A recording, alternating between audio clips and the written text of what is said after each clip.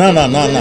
আসাদুজ্জামান খান কামাল, কেউ তাকে বলে মাতাল, আবার অনেকেই তাকে বলে থাকে শয়তান। অবসরে গেছে আসাদুজ্জামান খান কামালকে শয়তানি করার দায়িত্ব দিয়ে। প্রচন্ড নারীলিপ্সু আসাদুজ্জামান খান কামাল প্রতি রাতে নারীর স্পর্শ আড্ডায় মাতলামি করে সকালবেলা মন্ত্রী পরিষদে গিয়ে তালমাতাল কথা বলতে থাকে। এদেশের মানুষকে কুত্তা বিড়ালের মতো মনে করতেন আসাদুজ্জামান খান কামাল। তারই হাতের ইশারায় প্রশাসনকে ব্যবহার করে অসহায় গরিব দুঃখী মানুষের উপর চালিয়েছেন নির্যাতনের স্টিম রোলার। আসাদুজ্জামান খান কামাল চাঁদাবাজিতে ছিলেন সব থেকে বেশি এক্সপার্ট। এর বাইরে দৌলতদিয়ার মতো নারী বাণিজ্য প্রতিষ্ঠান থেকে কোটি কোটি টাকা যেত আসাদুজ্জামান খান কামালের পকেটে।